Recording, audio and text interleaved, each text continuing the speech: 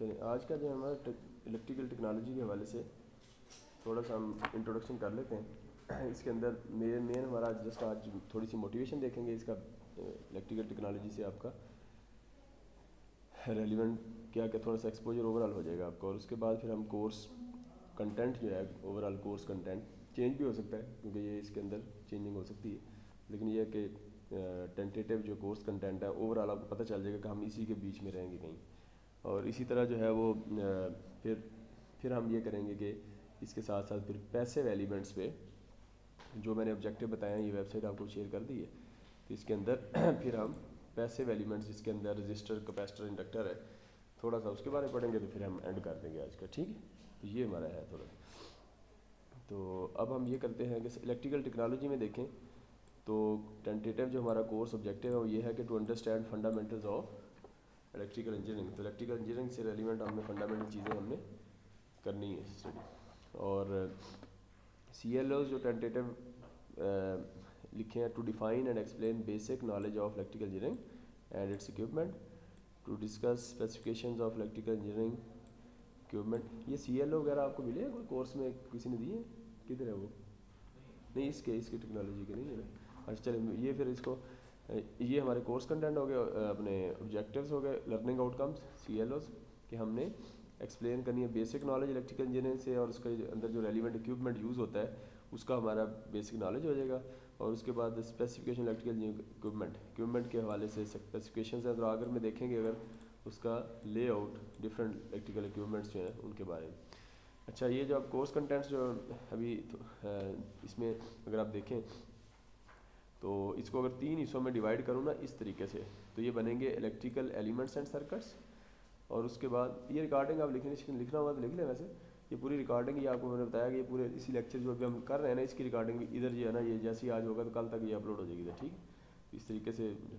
तो अब इसके अंदर जो है इलेक्ट्रिकल एलिमेंट्स और सर्किट्स हैं, ठीक है, ये मेन हो गया। उसके बाद पावर प्लांट्स के बारे में हम देखेंगे, फिर इलेक्ट्रॉनिक्स का थोड़ा सा टच करेंगे। तो ये इस तरीके से हम इसको देखेंगे। और इसके अंदर इलेक्ट्रिकल एलिमेंट्स में देखें तो इसके अंदर फिर बेसिक चीज़ें आ जाएंगी, जिस तरह आपने आज वो लैब में पढ़ा है कि उसकी रेजिस्टेंस, वोल्टेज, करंट फाइंड करना और रेजिस्टेंस फाइंड करना। हाँ, तो क्या करंट चेंज किया था आपने, DC वोल्टेज दी और उसको चेंज करते थे। उसके अलावा सीरीज सर्किट और पैरेलल, इस तरह का। हाँ, तो इस तरह की चीज़ें ये बेसिक इसके अंदर आ जाएंगी। तो आप देखें electric current, voltage, power, energy, ohm law, inductance, capacitance, Kirchhoff's law, nodal और loop current, node voltage, loop current, single phase, poly phase, AC system होता है ना, AC सिंगल फेज। हमारे कमरे में अब सारी AC सिंगल फेज लगा हुआ है, ठीक है। और इसी तरह इंडस्ट्री के अंदर ज़्यादातर जो बड़ी मशीनें होती हैं वो तो आपकी 3 फेज होती हैं, तो पॉली फेज कह देते हैं उसको। तो इसी तरह फिर DC मशीन्स हैं, ठीक है। तो AC के बाद अगर DC मशीन्स देखें तो और AC सिंक्रोनस मशीन्स हैं, ठीक है। तो अगर आप देखें तो DC मशीन्स, इसके अंदर DC मोटर जनरेटर आ जाएंगे। और AC मशीन्स हैं सिंक्रोनस मशीन्स, जिस तरह हमारे ये हाइड्रो पावर प्लांट्स जितने देखें, या ये जितने भी हमारे कोयले से बिजली पैदा कर रहे हैं, फिर पानी से बिजली पैदा कर रहे हैं, तरबेला है, मंगला है। ये अभी हमारे करीब इधर देखें तो ये आपका जो है वो ये मोड़ा मरादू, ये आप देखा होगा इधर टेक्सला में आगे, तो वहाँ हाइड्रो टर्बाइन, छोटी छोटी टर्बाइंस लगी हुई हैं, ऐसी है ना। तो ज़्यादातर हाइड्रो का काम ये KPK और पंजाब में है, चूँकि पानी का सिस्टम इधर है ना हमारा नहर का, तो वहाँ छोटी छोटी टर्बाइंस भी हमें लगाई, तो वो हाइड्रो टर्बाइंस होती हैं। तो उसके अंदर जो टर्बाइंस तो पानी से चलती है, लेकिन उसके आगे जनरेटर जिसने बिजली प्रोड्यूस करनी है वो सारे सिंक्रोनस जनरेटर्स होते हैं, ठीक है। और इसी तरह फिर जो है आगे देखें तो ये AC इंडक्शन मशीन्स है, ज़्यादातर जो हवा से बिजली पैदा करते हैं हम, विंड टर्बाइंस होती हैं, तो वहाँ ये इंडक्शन जनरेटर्स होते हैं। नॉर्मली सिंक्रोनस भी होते हैं ये सिंक्रोनस भी, लेकिन इंडक्शन जनरेटर। और उसके बाद आप देखें तो दूर से तरबेला से जब इलेक्ट्रिसिटी हम यहाँ आ रही है, तो दरमियान में हम उसको लॉसेस को कम करने के लिए उसको स्टेप अप करते हैं वोल्टेज, तो बीच में ट्रांसफार्मर यूज़ होते हैं, उधर से स्टेप अप कर देते हैं ताकि लॉसेस कम हो जाए। वो लॉसेस कम कैसे होते हैं वो आगे देखें। और फिर यहाँ जब करीब आते हैं तो फिर उसको स्टेप डाउन करके जो हमारी रिक्वायर्ड 220 वोल्ट इधर स्विच में आ रही है, तो हम उसको स्टेप डाउन करके 220 वोल्ट पे कर लेते हैं, ठीक है, हमारी रिक्वायरमेंट है। तो अगर 220 के बाद अगर आप देखें तो ये मेरे लैपटॉप को जो लगी हुई है, ये इसको अगर मैं इसका चार्जर देखूँ ना, तो इस चार्जर का जो है वो इसके ऊपर 65 वाट का वाली 20 वोल्ट लिखा हुआ है, ठीक है। तो ये 20 वोल्ट का, तो 20 वोल्ट के कैसे किया, जो 220 वोल्ट आ रही थी उसको हमने डीसी में किया है, रेक्टिफाई किया है।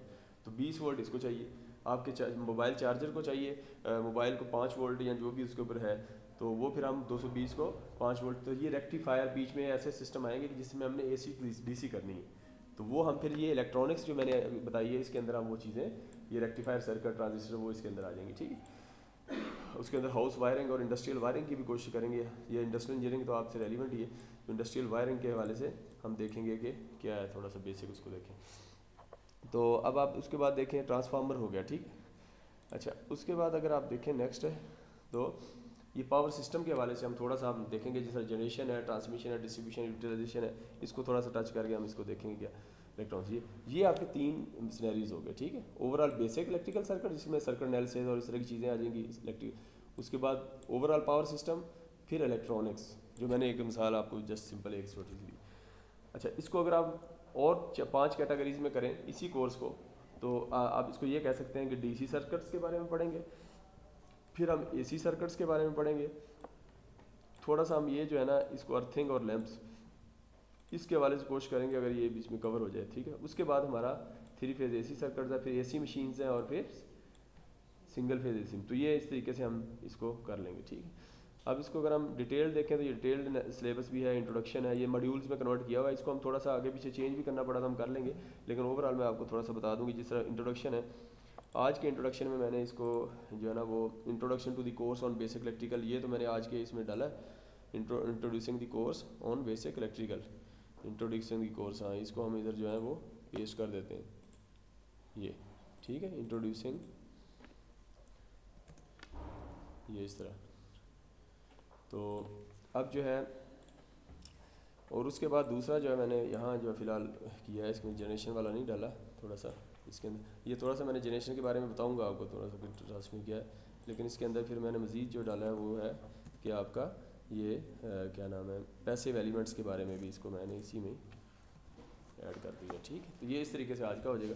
इस तरह मॉड्यूल 2 है डीसी सर्किट्स में हम देखेंगे इलेक्ट्रिक सर्किट्स, लूप एनालिसिस, ये नोडल वोल्टेज है, वाई डेल्टा कनेक्शंस होते हैं। देखिए 3 फेज जब सिस्टम आएगा उसमें वाई डेल्टा कनेक्शन, तो इसके बारे में हम देखेंगे, delta Y, Y Y, delta delta, Y delta, इस तरह के डिफरेंट कनेक्शंस होते हैं। जब ट्रांसफार्मर्स की बात करते हैं तो वो हम उसके बारे में भी थोड़ा सा उसको देखेंगे ताकि अंडरस्टैंडिंग हो जाए। जब हम सर्किट को सॉल्व करना होता है तो नोड वोल्टेज या जो लूप, वो जो हमने पीछे देखा है नोडल वोल्टेज या लूप करंट मेथड्स हैं, ठीक है। नोड वोल्टेज या लूप करंट मेथड, ये जी आपने वोल्टेज निकालनी है तो वोल्टेज, नोड वोल्टेज वाला फार्मूला लगाएंगे, और अगर आपने दूसरा है लूप करंट, ये हम डिटेल से उसको देखेंगे। अच्छा, इसी तरह अगर आप देखें तो सुपरपोजिशन थ्योरम है, ठीक है, ये भी एक थ्योरम है सर्किट को सॉल्व करने के लिए। एक सर्किट है, उसके अंदर फॉर एग्जांपल आपके पास कुछ एलिमेंट्स नॉन है, उसमें रेजिस्टेंस भी होगी, कैपेसिटर, इंडक्टेंस मतलब है, उसमें करंट है, डिफरेंट सर्किट बना, उसके अंदर कोई एक पैरामीटर अननोन है जिसकी वजह से हमें साथ करंट ही अननोन है। तो करंट हम निकालने के लिए इसी तरह सुपरपोजिशन है, नोड वोल्टेज है, लूप करंट है, इस तरह के एनालिसिस करते हैं। इस पूरे को कहते हैं circuit analysis, electrical circuit analysis. तो ये सर्किट एनालिसिस की सारी चीज़ें इसके अंदर देखेंगे। इसी तरह सुपरपोजिशन के बाद थेवेनिन और नॉर्टन थ्योरम्स आ जाते हैं, ये भी उसी से रेलिवेंट है, ठीक है। तो ये आ जाएंगे। उसके बाद देखें तो आरएल और आरसी ट्रांजिएंट्स, ये ट्रांजिएंट्स के बारे में थोड़ा सा देखेंगे कि ट्रांजिएंट क्या होते हैं। जैसे ही हम जो है वो डिफरेंट सर्किट लगाते हैं, जैसे रजिस्टर इंडक्टर है या रजिस्टर कैपेसिटर है या तीनों इकट्ठे लगाएं किसी भी सर्किट में, तो उसके अंदर जो भी आपकी वेव फॉर्म बने, तो एसी वेव आपने कभी देखी है, एसी वेव फॉर्म, ये यानी 220 वोल्ट जो हमारी आ रही है, अगर इसकी एसी वेव फॉर्म ड्रा करें आप ऑसिलोस्कोप पे करेंगे उधर मेरे ख्याल उसके अंदर प्रैक्टिकल में, तो वो कैसे बनती है भला? एसी स्ट्रेट लाइन होती है, एसी का मतलब ही अल्टरनेटिंग, हाँ अल्टरनेटिंग करंट वैसे कहते हैं इसे। तो एसी वोल्टेज और एसी करंट, सही है। तो एसी वोल्टेज आपकी इस तरह बनती है, ठीक है। तो दूसरी जो है वो आपकी, आपका कोई नहीं इधर कोई मार्केट, चले अगली दफ़ा ले लीजिएगा, अभी नहीं है, बस नेक्स्ट टाइम कोई लीजिए। तो एसी वेव फॉर्म आपकी बनेगी, ठीक है। तो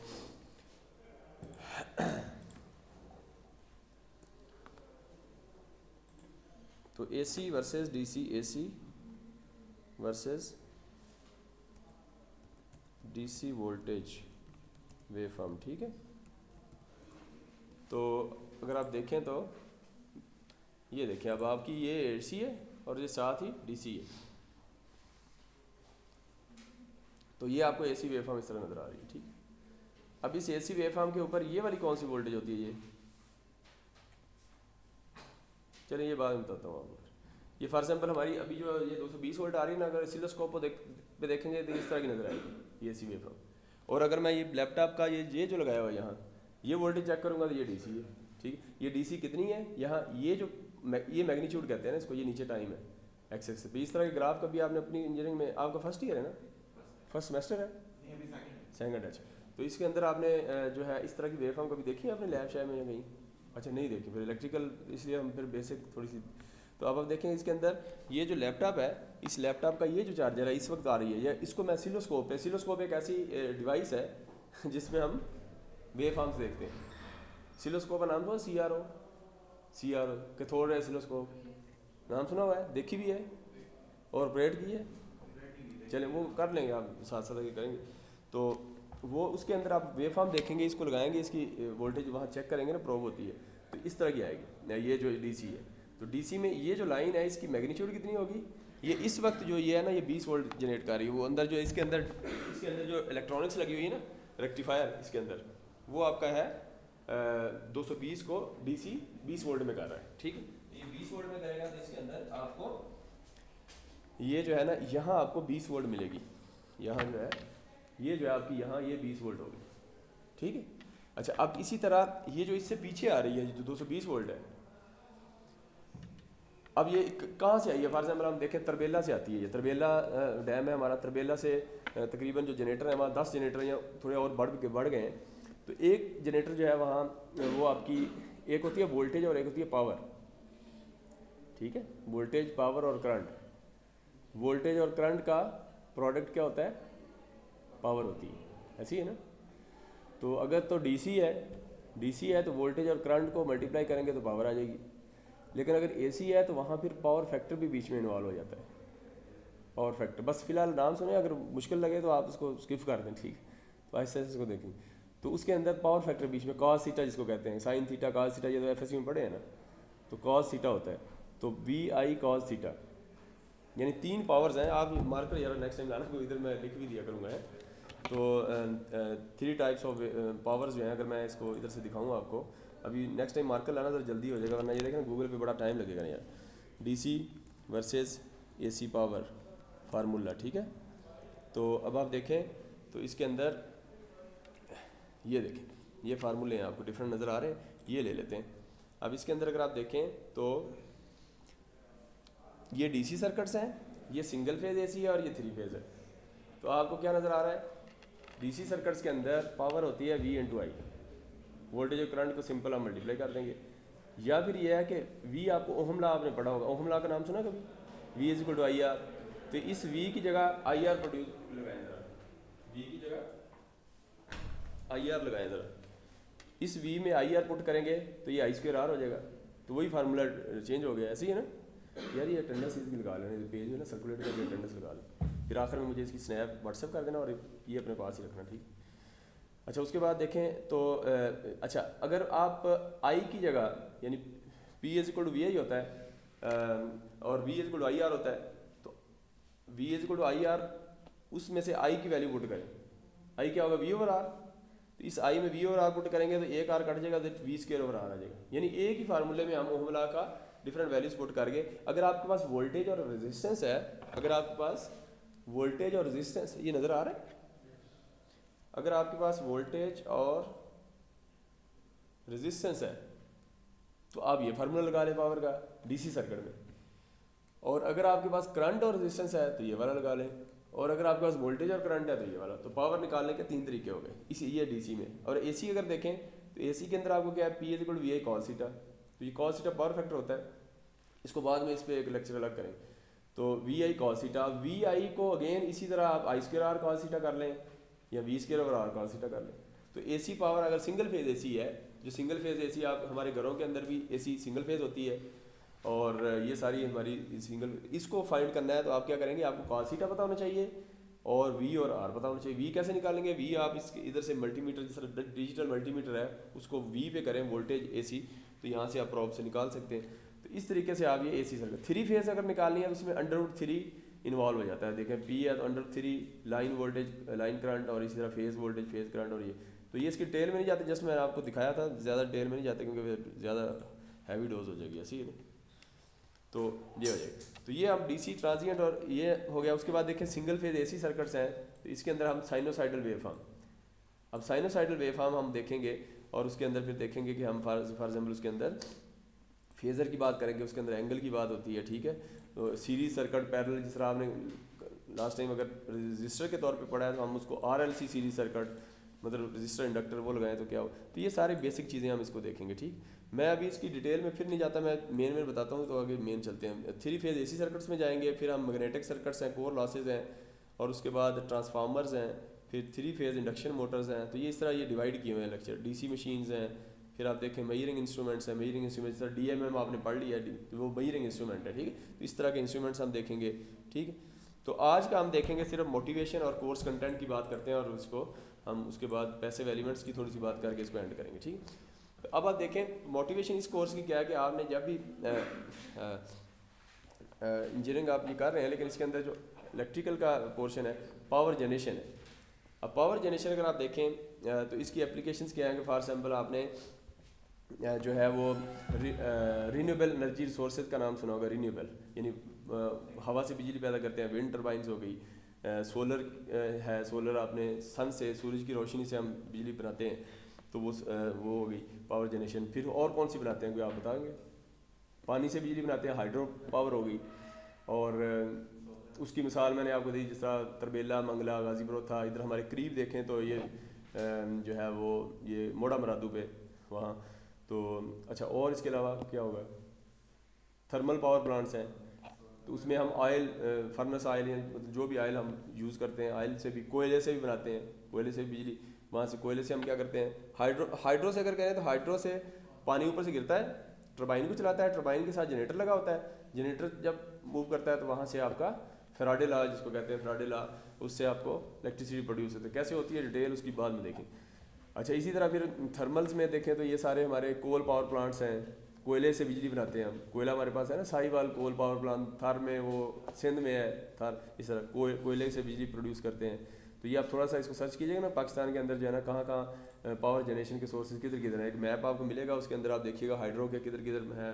फिर इस तरह न्यूक्लियर पावर प्लांट्स देखें, वो भी थर्मल है, तो न्यूक्लियर के अंदर देखें तो वो भी आपका वो किधर किधर है, मियाँ वाली में है, और चश्मा, और ये क्या नाम है उधर कैनप, कराची के अंदर भी जो है वो उसके अंदर वो है पावर प्लांट, न्यूक्लियर से हम बिजली प्रोड्यूस। तो इस तरह डिफरेंट सोर्सेज हैं। बायोमैस है, ये बायोमैस, इसके अंदर डिफरेंट मटेरियल्स आ जाएंगे, एनिमल्स का मैन्योर वो भी आ जाएगा, उसके अंदर वेस्ट सारा जो है उसके अंदर उससे बनाते हैं, ठीक है। तो ये सारी चीज़ें हम जो है वो करते हैं, प्रोड्यूस करते हैं।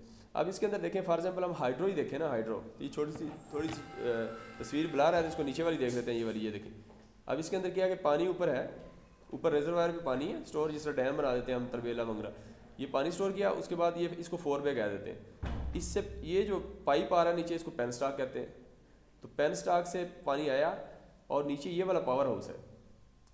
अब ये जो पावर हाउस है, इस पावर हाउस के अंदर आपकी टरबाइन लगी हुई है, और इस टरबाइन के साथ आगे जनरेटर लगा हुआ है। पानी ने यहाँ से ऊपर से आना है हाइट से, तो जब हाइट से आता है तो उसकी क्या होती है, पोटेंशियल एनर्जी, पोटेंशियल हाइट से पोटेंशियल होती है एनर्जी, ठीक। और मूव कर रहे हैं तो काइनेटिक एनर्जी, ठीक। तो इसने पोटेंशियल एनर्जी ऊपर से आई, आने के बाद इसने क्या किया कि पोटेंशियल एनर्जी का फार्मूला क्या है वैसे, कोई किसी को पता है? पोटेंशियल एनर्जी फार्मूला, पोटेंशियल, हाँ वेरी गुड, ये देखें ना, इनको पता है पोटेंशियल एनर्जी mgh होता है, ठीक है, मैस, और जो है वो फार्मूला लिखना था ये तो कुछ, तो पोटेंशियल एनर्जी का फार्मूला हमारा आ गया ये, तो ये आपका पोटेंशियल एनर्जी mgh, ठीक है।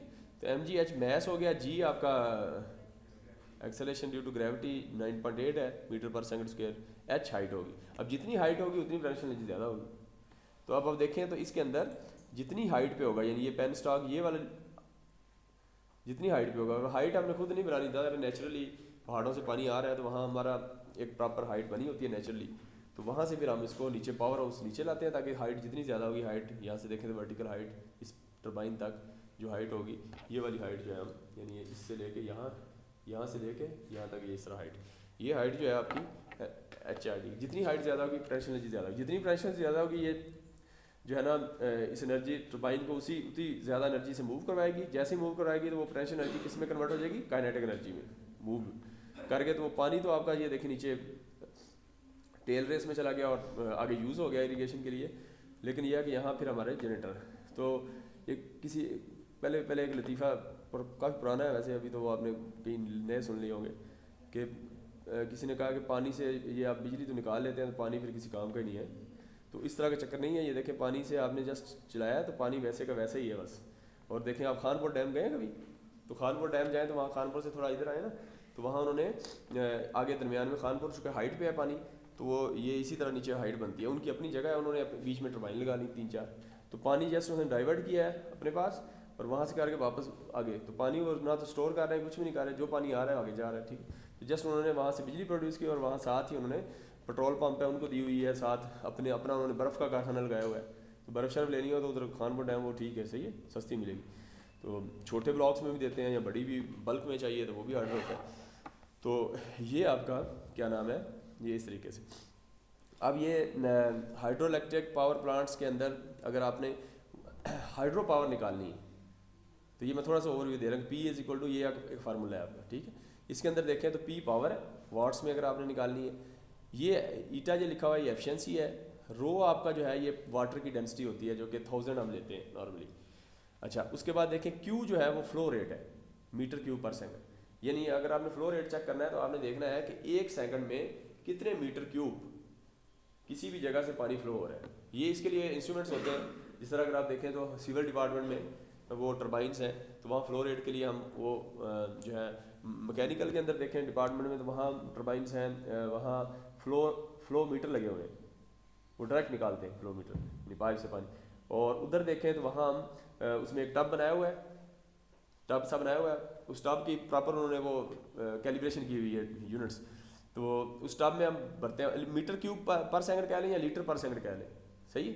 तो अब वो ये क्या उसमें हम करते हैं कि स्टार वॉश चला लेते हैं, जैसे ही टब भरता है मिसाल तौर पर 20 सेकंड में हमने देख लिया, 20 सेकंड में देखा कि टब कितना भरा है, कितने लीटर है। मिसाल तौर 20 सेकंड में 10 लीटर पानी चला गया फॉर एग्जाम्पल 20 सेकंड में, तो ये फ्लो रेट कितना आएगा कोई बता सकता है?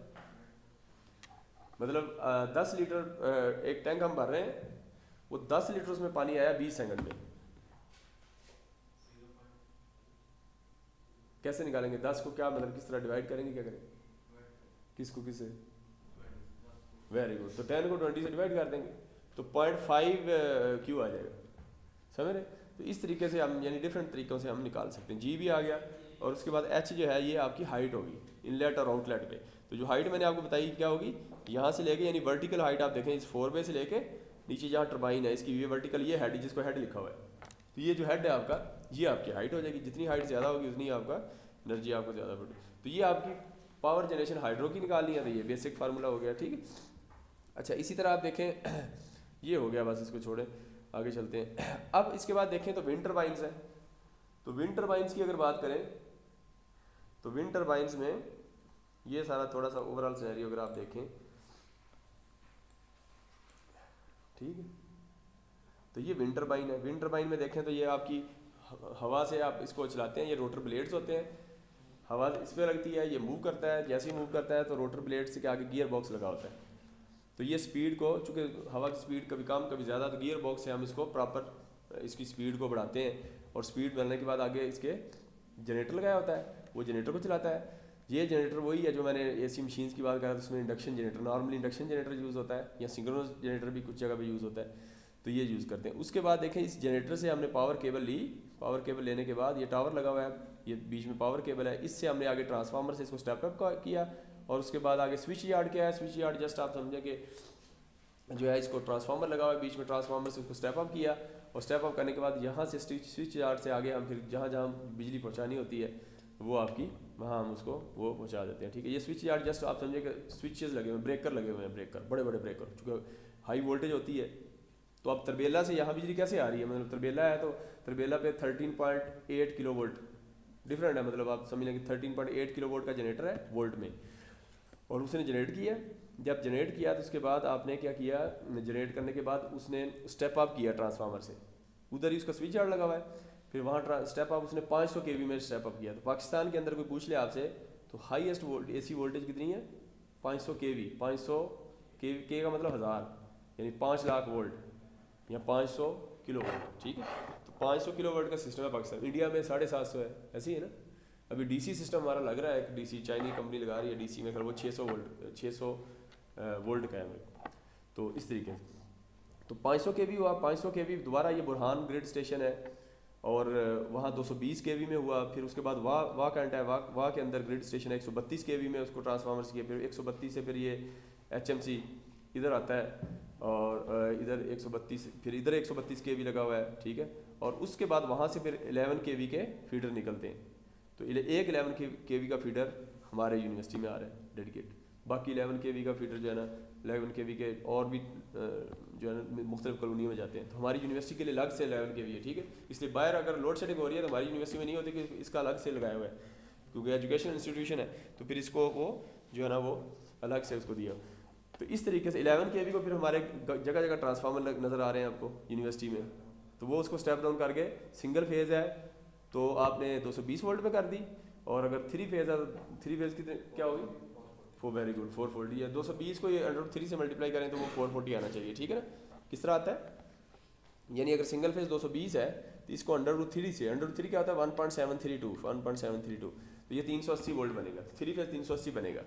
तो अगर 440 आप ले रहे हैं 440, तो इसका मैं डिवाइड बाय √3 करें तो 250 वोल्ट बनता है सिंगल फेज, ठीक है। तो आपको अगर 220 है तो फिर 380 वोल्ट 3 फेज बनती है, ठीक। तो इस तरीके से आप वो निकाल लेते हैं कि तो वो 220 है तो ये देखें सॉकेट्स में आ रही है। तो हॉस्टल है तो उसका अलग डिफरेंट जगह पे ट्रांसफार्मर लगा के हमने किया हुआ है, डिपार्टमेंट्स को अलग से वो किया हुआ है, सही। तो अगर आप देखें डिपार्टमेंट्स की बात आई है तो मैं डिपार्टमेंट से आपको थोड़ा सा एक चीज़ और दिखाऊं, अगर वो नज़र आ जाए मुझे तो इंट्रोडक्शन में ये देखें, इसके अंदर ये हमारा यूनिवर्सिटी का लोड अगर देखें, ये थोड़ा सा इंट्रोडक्शन अच्छा है, आ चुका है, आपका डिपार्टमेंट भी इसमें आ जाएगा। तो ये देखें, ये रिकॉर्डिंग की है इन्होंने, कब किया, हमने load pattern recorded in last 2 days department wise किया है। इसके अंदर देखें 18 जुलाई 2021 को 11 बजे का लोड देखा है, और 19 जुलाई 21 को 2 बजे देखा है। तो 2 बजे ये कुछ ज़्यादा है, दोपहर का टाइम 2 बजे होता है ना, उस वक्त पीक लोड तकरीबन क्लासेज हो रही होती हैं सारी हैं, सुबह के टाइम ये। तो अब आप देखें इसके अंदर हर डिपार्टमेंट, इब्न सीना ब्लॉक कौन सा है भला, इब्न सीना ब्लॉक कौन सा है, यही है आप ये, या वो दूसरा साथ वाला है यार, ये ब्लॉक शाक पता करो फिर आप ठीक। तो ये इसका जो है ना कैपेसिटी, इस कितनी जो है ना यूज़ कर रहा है, इसका लोड कितनी बिजली प्रोड्यूस मतलब यूज़ कर रहा है किलो वाट में, पावर में, एक्टिव पावर 269। अच्छा ये क्या है, कंप्यूटर डिपार्टमेंट और सिविल डिपार्टमेंट सॉफ्टवेयर ये 152 है, देखें इससे 100 कम है। अब इसके बाद देखें टेलीकॉम और कंप्यूटर साइंस 108 है, सिविल डिपार्टमेंट जो है वो 92 है, मैकेनिकल 93 और इलेक्ट्रिकल सबसे कम है 68, ठीक है। और देखिए आप ये ज़्यादा कर रहे हैं। अच्छा इसके बाद देखिए एडमन 52 है, कॉलोनी 120 है, वाटर पंप लगे हुए हैं बनने की, लाइब्रेरी है 27 किलोवाट, और उसके बाद शेड्स है। तो ये टोटल आपका 1370 तकरीबन किलोवाट बना है अप्रॉक्सीमेटली। टेम्परेचर 37 था उस वक्त ये नोट किया, ठीक है। तो यूनिवर्सिटी का लोड आपसे पूछ ले तो तकरीबन आपका कितना है 1369 यानी किलोवाट, या इसको मैं कह सकता हूँ 1.4 मेगावाट अप्रॉक्सीमेटली, या 1.369 मेगावाट, या मैं इसको 1.4 मेगावाट। तो कोई आपसे पूछ ले यूनिवर्सिटी का लोड क्या है, तो आपका 1.4 मेगावाट इतना लोड है। और अप्रॉक्सीमेटली कम ज़्यादा होता रहता है, सर्दियों में गर्मियों में ये चेंज होता रहेगा। ये गर्मियों में लिया है, जुलाई था ना। तो अब देखें इलेक्ट्रिकल डिपार्टमेंट का लोड कम क्यों है, आपका कौन सा इधर इंडस्ट्रियल कोई नहीं है? अच्छा हाँ, इसके अंदर फिर आपके 3 डिपार्टमेंट है ना, देखें तो वो 3 का वही बन जाएगा 270 जो है ना वो। तो अब देखें इलेक्ट्रिकल का सबसे कम है ये, अब इसकी डिटेल में नहीं जाते क्योंकि अब लेक्चर टाइम बहुत कम है। अब विंड में जाते हैं, ओवरऑल पढ़ते हैं। अच्छा विंड में देखें तो विंड के अंदर ये देखें आपकी टरबाइन से जनरेशन हुई। इसी तरह आप देखें विंड के अंदर ये एक और विंड टरबाइन है, इसके साथ जनरेटर लगा हुआ है, जनरेटर से प्रोड्यूस की, ट्रांसफार्मर लगाया, आगे सिस्टम को दे दी, ठीक है।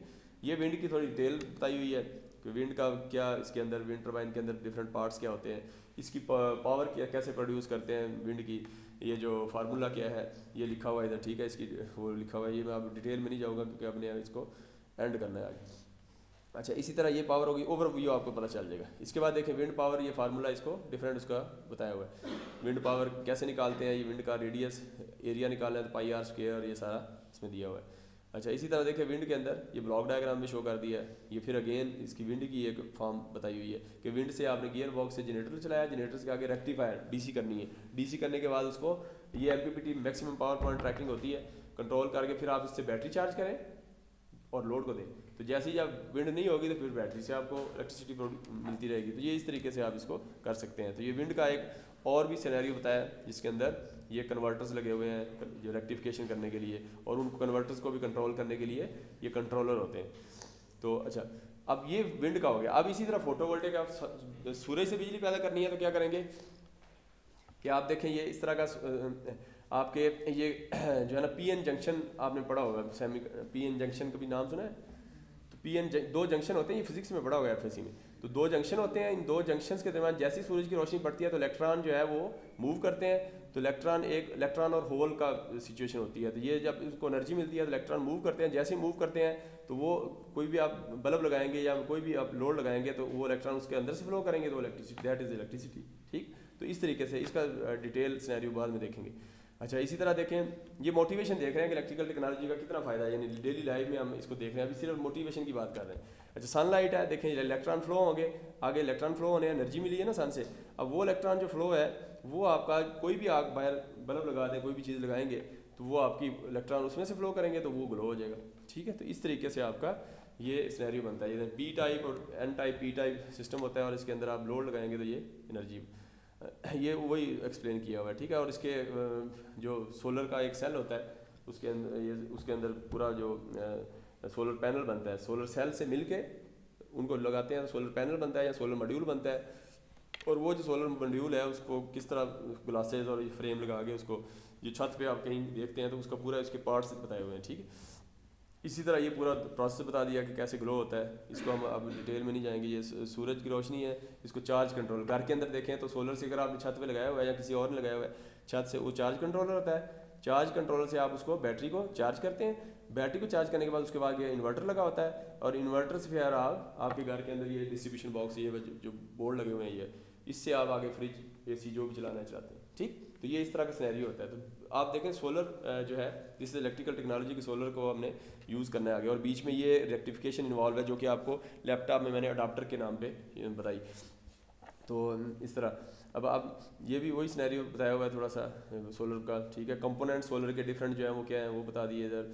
इसके बाद देखें सोलर का कंट्रोल कैसे करते हैं इसको। इसके बीच में जो रेक्टिफायर होता है इसका कोई ना कोई कंट्रोलर होगा ना, ऐसे कंट्रोल कर रहा है, क्योंकि सूरज की रोशनी तो कम ज़्यादा होती रहती है, तो बीच में कोई कंट्रोलर होना चाहिए ना कि आगे बैटरी को या उसको कांस्टेंट वोल्टेज मिले। अब लैपटॉप को 20 वोल्ट मिल रही है तो इसका मतलब अंदर कोई कंट्रोलर भी लगा हुआ है, जो इसको फीडबैक कंट्रोलर इसको कहते हैं, ओपन लूप नहीं, तो वो कंट्रोलर इसको कंट्रोल करता है। तो ये उसका कंट्रोलर का पूरा फिनोमिना बताया हुआ है।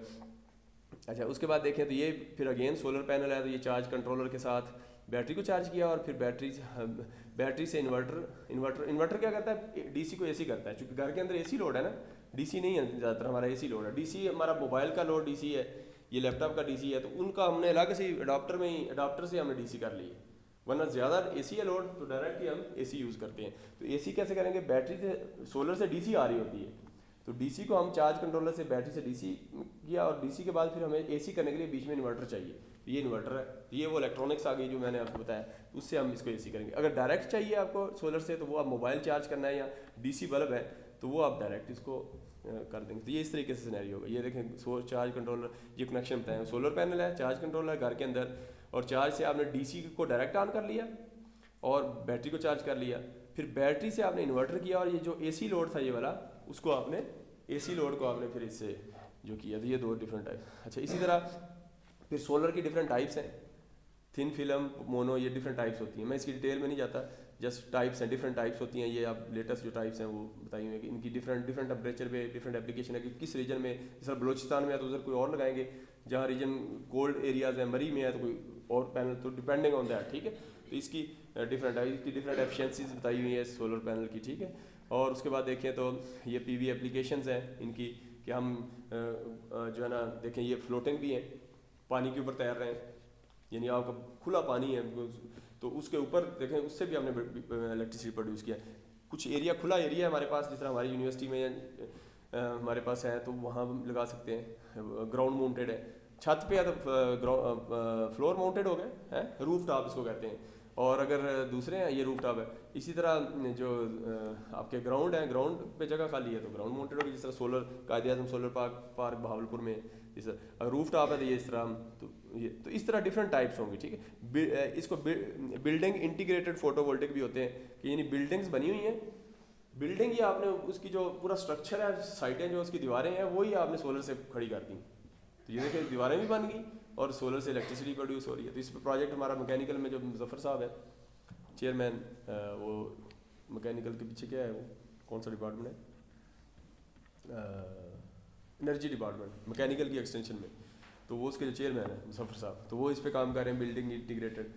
तो 100% एफिशिएंसी कैसे लें। ये देखें आप सोलर लगा हुआ है, ये आपका सिस्टम है एरोप्लेन, तो सोलर ऑपरेटेड जो है ना एरोप्लेन, आप इससे क्या करते हैं कि यानी आपने क्या किया कि ये सोलर लगाए, लगाने के बाद ये सोलर आपके क्या कर रहे हैं, इसको कंट्रोल किया, इसके बीच में बैटरी चार्ज की और इसके आगे मोटर लगी है। ये मोटर आपके प्रोपेलर को चला रही है, ये प्रोपेलर नहीं घूम रहे, तो ये मोटर है। तो मोटर को आप सप्लाई कैसे दे रहे हैं, सोलर से दे रहे हैं।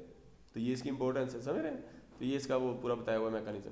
इस तरह छतों पे लगाए हुए हैं, देखें आपने पानी गर्म करना है, थर्मल सोलर, तो वो उसको भी हम यूज़ करते हैं। तो ये इस तरीके से ये देखें किसी कम्युनिटी या कोई गहरा दूर दराज इलाका है, वहाँ ग्रिड ही नहीं है, बिजली नहीं है, वापडा ही नहीं है, तो वहाँ आप उसको सोलर सिस्टम जैसे आप इसके नीचे, तो ये कम्युनिटी को दे सकते हैं। तो ये बीच में देखें हमने ये बैटरीज लगाई हुई हैं। अगर सोलर रात को तो नहीं होता ना सोलर, तो हम चाहते हैं कि 2 रातें अगर बिजली नहीं आती तो हमारा पास बैकअप होना चाहिए। तो उसके लिए फिर कैलकुलेशन होती है प्रॉपर, वो कैलकुलेशन देखेंगे अगर बीच में आई तो वो हम करते हैं। तो कैलकुलेशन, तो ये बैटरीज हम स्टोरेज के लिए रखी हुई। बीच में ये वही जो चार्ज कंट्रोलर पीछे दिखाया है ना मैंने, ये पूरा सर्किट वही चार्ज कंट्रोलर और इन्वर्टर वही चीज़ें हैं और बीच में बैटरीज हैं, ठीक। तो इस तरीके से हो गया। उसके बाद देखें, ये देखें डीसैलिनेशन प्लांट्स हैं।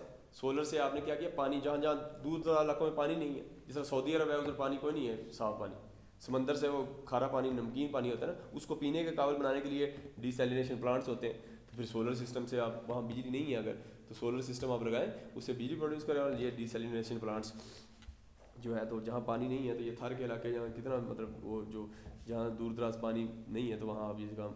और इसी तरह जो है ये सऊदी अरब और दूसरा अमेरिका भी है इसमें, यूएस, तो उधर भी पानी का, तो ये डीसैलिनेशन प्लांट पानी को वो करने के लिए, तो ये इस तरीके से, ठीक है। तो ये डीसैलिनेशन का जो प्रोसेस होता है ये रिवर्स ऑस्मोसिस होता है। तो इसको अभी जो है ना, इसको अभी नहीं देखते, ये डिटेल्स इसकी अभी फ़िलहाल बस थोड़ा सा नाम याद रखें, रिवर्स ऑस्मोसिस, ठीक है।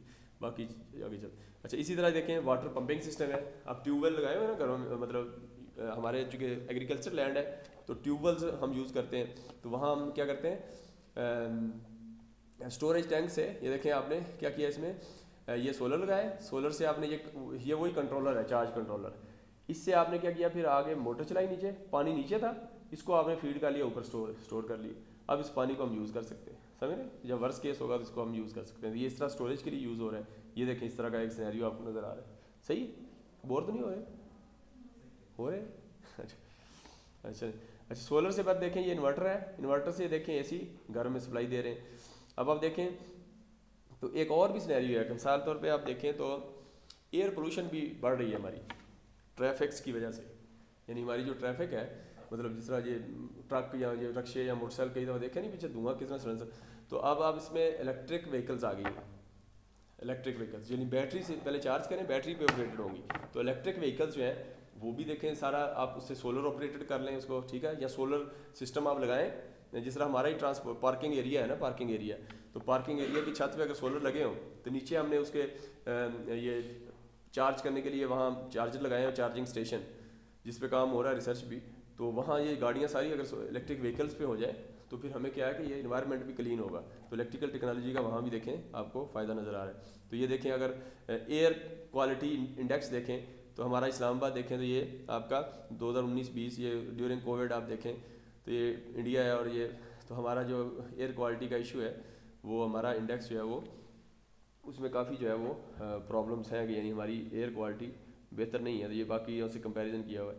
इसी तरह देखें, ये देखें इलेक्ट्रिक व्हीकल्स का, मैंने एयर क्वालिटी के बाद इलेक्ट्रिक व्हीकल्स हैं, तो ये देखें इस तरह के स्टेशन बनाए हुए हैं, सोलर से ऑपरेट कर रहे हैं, नीचे चार्जिंग सिस्टम लगाया हुआ है, चार्जिंग से ये इसकी बैटरी को चार्ज करते हैं इलेक्ट्रिक व्हीकल को, ठीक। तो इस तरीके से हम इसको चार्ज करेंगे, ये बैटरी इधर से हो सकता है लाहौर तक चली जाए गाड़ी, चार्ज एक दफ़ा चार्ज हो जाए या रास्ते में एक दफ़ा करनी पड़े, तो ठीक है ना, ये सिस्टम इस तरह। तो इस तरीके से फिर जो है ना वो ये फिर गाड़ी के अंदर क्या सिस्टम होता है, किस तरीके से काम करता है। एक तो आईसी इंटरनल कंबस्टन इंजन होता है जो पेट्रोल या डीजल से चलता है, और उसके बाद फिर जो है ना अलग से हमने मोटर को बैटरी से भी चला सकते हैं, सोलर से भी चला सकते हैं, बैटरी से भी चला सकते हैं, बैटरी को चार्ज करके। फ्यूल सेल एक अलग टेक्नोलॉजी है, उससे भी हम चला सकते हैं, ठीक है। इसी मोटर को चलाना है, ये मोटर आगे पहियों को चलाती है, टायर्स को, ठीक। तो इस तरीके से तो ये उसका पूरा एक फिनोमेना बताया हुआ है कि गाड़ी किस तरीके से उसको पीवी के साथ हम उसको सोलर सिस्टम के साथ चलाते हैं। और इसी तरह घर के अंदर है तो घर के अंदर भी आप गाड़ी के लिए एक चार्जिंग स्टेशन बना सकते हैं, ठीक है। ये मैं डिटेल में नहीं जा रहा इसलिए, ये देखें इसमें गाड़ियों में भी डिफरेंट टाइप्स हैं। बैटरी इलेक्ट्रिक व्हीकल्स हैं, बैटरी पे चलती हैं। Plug in hybrid electric vehicles हैं, यानी प्लग इन भी हो जाती है, यानी बैटरी है तो उसको चार्ज भी कर सकते हैं आप। और हाइब्रिड इलेक्ट्रिक व्हीकल है जिसके अंदर आपका डीजल पेट्रोल से भी और दूसरा आपका बैटरी से भी चलती हैं जब वो नहीं है तो। मतलब ये सारी इस तरीके से आप, तो ये थोड़ा सा इसको देखें तो बैटरी इलेक्ट्रिक व्हीकल्स हैं जिसके अंदर बैटरीज लगाई हुई हैं, ये देखें नीचे बैटरीज लगी हुई हैं और मोटर को चलाएंगी। और हाइब्रिड इलेक्ट्रिक व्हीकल्स हैं, ये देखें जिसके अंदर इंजन से भी चल रही है, इंजन आपका पेट्रोल डीजल से चलेगा और ये आपका मोटर को चलाएगा या जनरेटर को चलाएगा, जनरेटर से मोटर आगे इसको चले।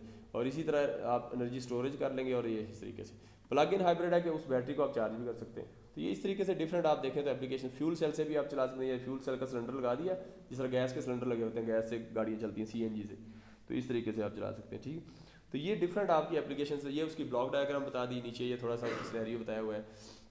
ये फिर उसी ब्लॉक डायग्राम्स में उसको डिफरेंट सीरीज़ में और पैरेलल में क्या कम्बिनेशन होता है थोड़ा सा वो बताया हुआ है कि इलेक्ट्रिक व्हीकल्स में क्या फ़र्क है। इलेक्ट्रिक व्हीकल्स की थोड़ी सी ये वो बता दी है इसको सिस्टम, ठीक है। ये वही ब्लॉक डायग्राम जिसको हम आगे चलते हैं, ये ठीक है, ये सारा। अच्छा, उसके बाद घर की एप्लीकेशन तो मैंने वाटर पंपिंग देख दिया कि पानी को आपने स्टोर करना है घर के अंदर। ग्राइंडर्स आपकी जूसर मशीन होती है ना, जूसर, तो वहाँ भी देखें तो वो आपकी सिंगल फेज मोटर होती है, जूसर मोटर है। फिर मिक्सर है, यूनिवर्सल मोटर है, मिक्सर ग्राइंडर्स हो गई। और उसके बाद मिक्सर है आपकी, यूनिवर्सल मोटर है।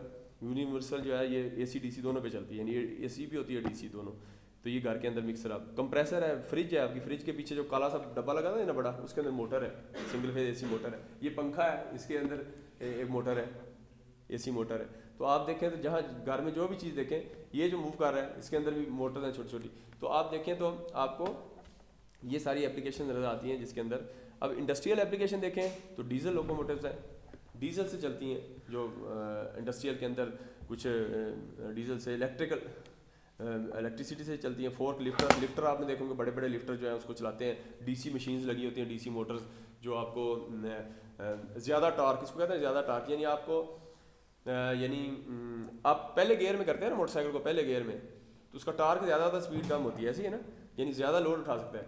आपने चढ़ाई चढ़ना है तो चौथे गियर में कर लें तो बंद ही हो जाएगा, तो टार्क कम है। तो इस तरह फोर्क लिफ्टर है तो इसमें आपको ज़्यादा टार्क चाहिए। ज़्यादा टार्क के लिए DC मशीन्स के अंदर एक मोटर है, DC सीरीज़ मोटर है, उसका ज़्यादा टार्क होता है, वो यूज़ कर लेते हैं। इस तरीके से मटेरियल आपने हैंडल करना है।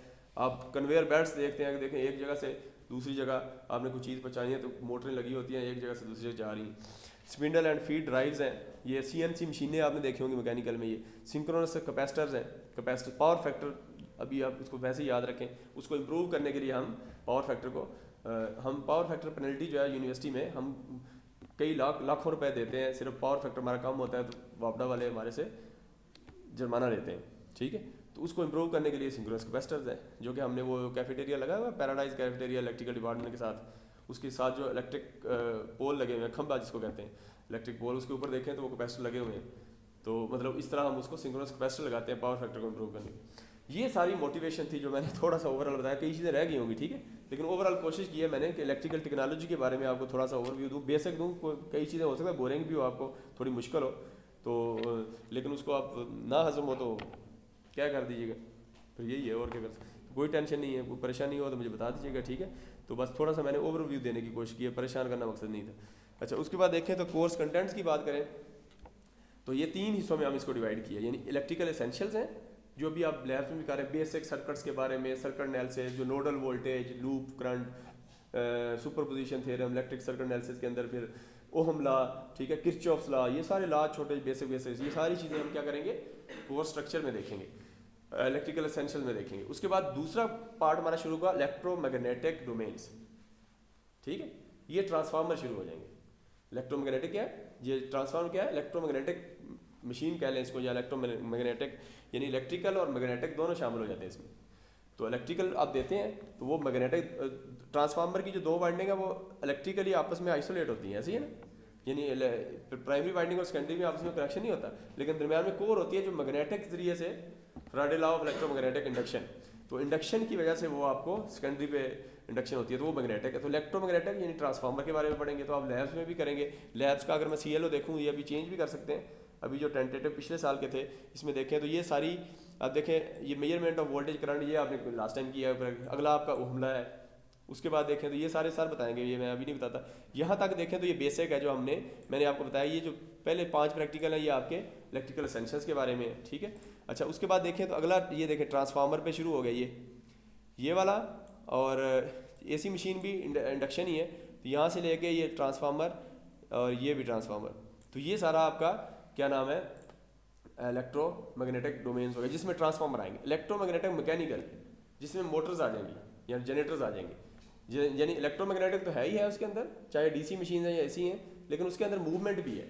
ट्रांसफार्मर में मूवमेंट तो कोई नहीं होती ना, इसलिए मैकेनिकल इन्वॉल्व नहीं है। तो इलेक्ट्रोमैग्नेटिक के अंदर अगर मूवमेंट भी शुरू हो गई है, अगर मोटर है, आप इलेक्ट्रिसिटी दे रहे हैं घर के अंदर, जो आपकी जूसर है, जूसर मशीन है, तो आप सप्लाई देते हैं तो मूव करती है ना, तो वो इलेक्ट्रोमैग्नेटिक तो थी लेकिन साथ मैकेनिकल भी शामिल होगी। तो ये डोमेन जब आएगी तो इसके अंदर प्रैक्टिकल कौन कौन से आएंगे, ये AC मशीन के आ जाएंगे। फिर उसके बाद देखें तो ये इंडक्शन मोटर आ गई, तो ये आपके सारे इसके अंदर, ये इसके अंदर इन्वॉल्व हो जाएंगे, ठीक। तो लेक्चर इस तरीके से हम इसको लेके चलेंगे, ठीक।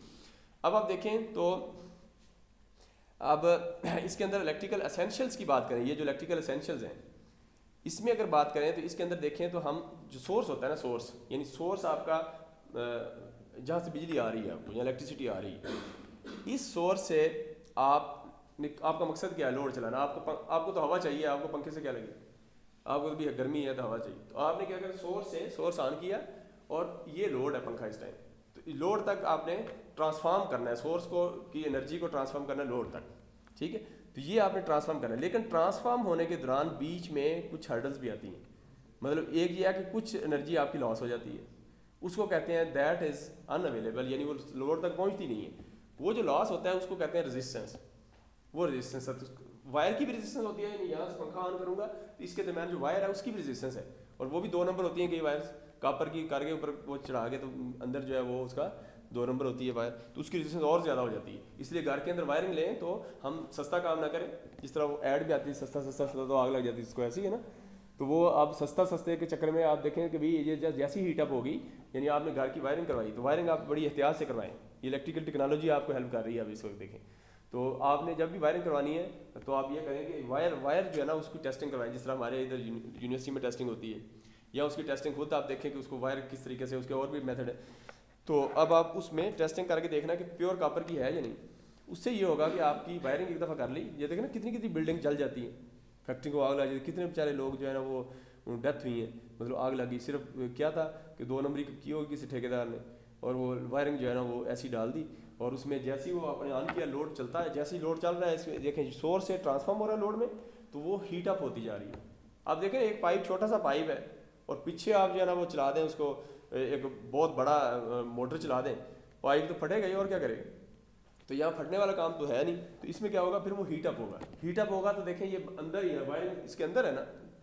तो अब ये जो कंड्यूट वायरिंग जो है वो अंदर हीट होगी तो वो आपस में 2 वायर जा रही हैं, तो मेल्ट होगी, उसके ऊपर जो इंसुलेशन थी मेल्ट आहिस्ता से मेल्ट होगी, जैसे मेल्ट होगी तो वो शॉर्ट हो जाएंगी, शॉर्ट होगी तो स्पार्क होगा तो क्या होगा, अगर साथ जो भी चीज़ होगी उसको आग लगेगी तो फिर पूरी बिल्डिंग जो है ना आपकी देखें, एक छोटे से काम से आपका क्या बीच में फिर हमारी गैस होती है, जैसा ये जो है वो क्या नाम, बच्चे इतने ही हैं और भी हैं, अच्छा ठीक है। तो वो जो है ना वो इस तरीके से आपको, अच्छा आप देखें ये रेजिस्टेंस है, मैंने आपको इसकी इंपॉर्टेंस है रेजिस्टेंस। तो आज रेजिस्टेंस कवर नहीं होगी, हमारे पास 10 मिनट रह गए, 10 ही है ना, 10 मिनट में कवर करेंगे, तो ये बाकी जो रहेगा नेक्स्ट टाइम। ये रेजिस्टेंस जो है ना ये आपका लॉस है, ठीक है। तो इसकी इंपॉर्टेंस, तो हम रेजिस्टेंस के ऊपर अलग से, ये पैसिव एलिमेंट्स जो मैंने दूसरा कंटेंट आज का डाला हुआ था पैसिव एलिमेंट्स का, ये आज जो कवर नहीं होगा, ये जो पैसिव एलिमेंट्स का ये वाला, ये अगली दफ़ा ही कवर होगा। इसमें पैसिव एलिमेंट में पहला क्या है, रजिस्टर है, ठीक है। तो रजिस्टर की अहमियत, उसके बाद देखें सोर्स से लोड की तरफ जाते जाते कुछ एनर्जी स्टोर भी होती है, ये प्लस पॉइंट है, ये ज़ाया नहीं होती। तो इसके अंदर उसको आप एज अ पोटेंशियल एनर्जी के तौर पे भी स्टोर कर सकते हैं और काइनेटिक एनर्जी के तौर पे। इसकी एग्जांपल्स मैं पहले दी हैं। तो पोटेंशियल एनर्जी के तौर पे जो अगर एनर्जी स्टोर हो जाए तो उसको कहते हैं कैपेसिटर। तो कैपेसिटर क्या करता है, पोटेंशियल एनर्जी उसको एज अ पोटेंशियल एनर्जी के तौर पे स्टोर कर लेता है। अगर काइनेटिक एनर्जी स्टोर होगी तो वो दैट इज इंडक्टर। तो ये आपने रजिस्टर, कैपेसिटर, इंडक्टर की बेसिक फॉर्म पढ़ी, तो ये दो स्टोर हो जाएंगे। अच्छा, अब आप देखें इसके अंदर जो सोर्सेज हैं आपके, अब ये जो सोर्स की बात कर रहे थे हम, ये सोर्स है, ये जो सोर्स है आपका, ये भी सोर्स वोल्टेज भी होती है और करंट भी होता है, ठीक है। वोल्टेज और करंट दो सोर्स हैं और इनके प्रोडक्ट से पावर बनती है, ठीक। तो अब कोई आपसे पूछ ले कि यूनिवर्सिटी की वोल्टेज कितनी है, जो मेन आ रही है वो 11 kV है और उसके बाद फिर 220 वोल्ट या 380 वोल्ट AC में, तो वो वोल्टेज की बात कर रहे हैं।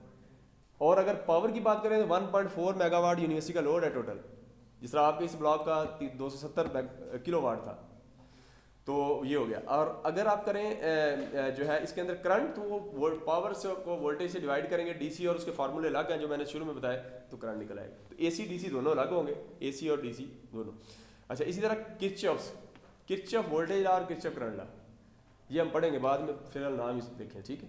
ये उसके बाद देखें ये स्टेट स्पेस रिप्रेजेंटेशन है। मैथमेटिक्स में हम इसको, इलेक्ट्रिकल के जो इक्वेशंस होती हैं उसको मैथमेटिक्स में कैसे देखते हैं, क्योंकि आपने जब भी करना है कोई काम तो मैथमेटिक्स में उसकी मॉडलिंग करते हैं ना हमने।